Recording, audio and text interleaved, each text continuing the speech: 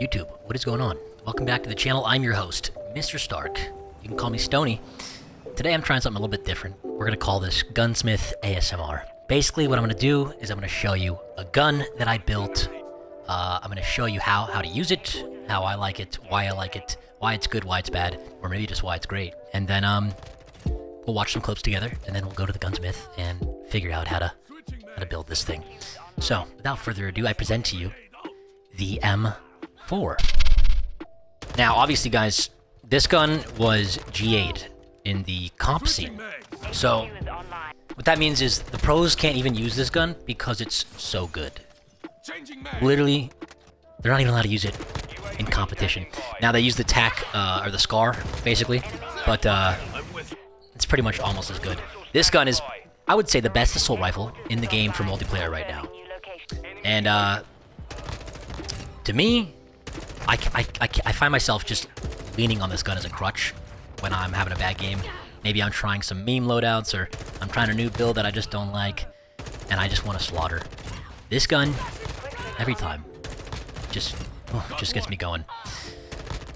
I would say it even competes heavily with all the SMGs at close range, especially when you build it like this, from mobility.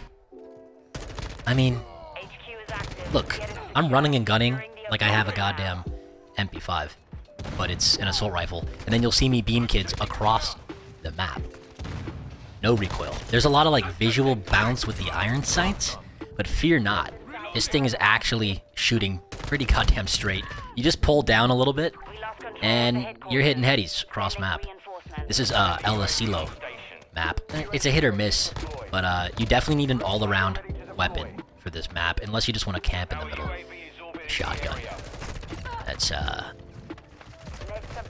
it's kind of disgusting if you do that, but to each their own, right? Now me, I like to run around like a crackhead. So if you're that kind of player, if you're an aggressive player, I would say this gun and this build specifically is going to be for you. I don't even put all of the mobility attachments on this gun like a lot of you crackheads do, and I was shocked when I found out that it still works up close. It still allows me to move. I don't feel sluggish, despite having a bunch of recoil attachments on it. Like I have a stock for recoil, I believe I have a grip for recoil, I have a barrel for recoil, and it still moves like a demon. You can see in this video, I have just absolutely buttery movement, at least for me. This is one of my better games from the evening. And yeah, the only thing I don't like, if we're going to talk about downsides to this gun now, is this is a petty downside, but when you use this barrel, it eliminates the camo from the barrel. I wish they would fix that so the camo goes full. I've noticed, oh my god, you see that flick? You see that flick? Okay. You guys should rewind that, because that flick was disgusting. These kids are getting worked. Anyways, what I've noticed is certain barrels and certain attachments, they just take the camo off the attachment. Maybe it's a cool look. I don't know, it's kind of growing on me, actually. Kind of like a paneled layout. Oh, that guy just got picked off the heady. Disgusting. Anyways, wow. This gun, I have not had as much fun with any assault rifle build in the game up to this point. Now, that might change, but for now, that's what we're working with. This is my best M4 build. I broke the M4 yet again. I mean, it's already broken on its own, but I broke it again even further. So, you've seen the clips, yada yada yada. Let's go to the Gunsmith and see how we build this thing, guys. Okay, guys, so we're here in the Gunsmith, and what I'm going to do is I'm going to compare the base M4 in the firing range to the one that I've built for myself and for you guys here, just to see kind of, you know, where it ranks against the default gun, how far we've come with it, right? Mobility, recoil, all that stuff.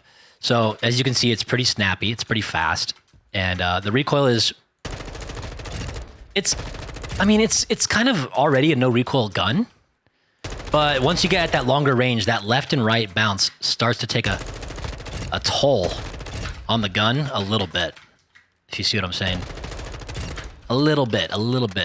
Now, you could get away with just using this gun with no attachments, honestly, but you see that my mouse actually just turned off. Okay, that was strange. I don't know if that was a game thing or a mouse thing, but yeah, this thing's a beamer almost any way you build it, but the problem is that it's also not, because you can actually mess up the base build. So you're going to want to follow along with how I build it here.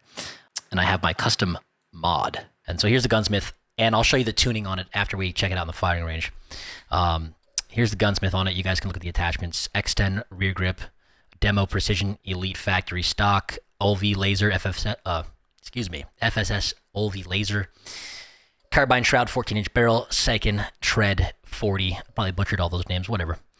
Firing range. Let's check this out. So as you can see, the mobility did not change much from the base, which is good. We didn't harm the mobility. In fact, we may have even sped it up a little bit.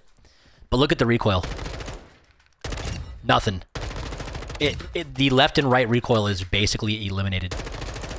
Now, I'm going to tell you guys one thing. You're going to see a lot of smoke in the Gunsmith, depending on certain attachments or in the firing range. You're going to see a lot of smoke coming out of the muzzle. Do not worry. It's the lighting. It's the lighting inside of the firing range that produces that effect. So most of the time, as you saw in the main gameplay clips, it's not like that. It doesn't block your visibility that much. You see that? There is no recoil, virtually. But anyways, let's go over the tuning, guys, and show you exactly how to fine-tune each attachment that can be tuned. There's 4 attachments that can be tuned. We'll start with the grip. We have tuned this negative 0.10 to sprint to fire. Recoil steadiness plus 0.23. Easy peasy. The Precision Elite Factory stock, we have tuned 0.85 plus to the stability and negative 1.81 to the ADS. Easy peasy. Can't tune the laser, but we can tune the barrel, which we have left in the middle. Now, if you're playing on a bigger map, maybe consider going this way a little bit to your liking. If you're playing on a smaller map, go this way. That's really up to you. Again, smaller map, more mobility, go down, but I prefer the barrel to be up here and in the middle. And then the second tread 40, I've tuned it plus 0.12 and plus 0.52.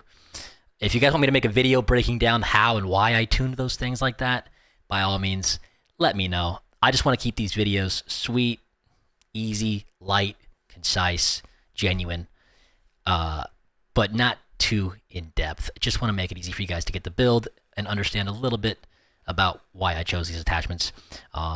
For example, the stock, I chose it because I want the aiming stability and recoil control. And I know I can compensate for ADS speed with a laser. And a rear grip, I have compensating for my ADS speed as well.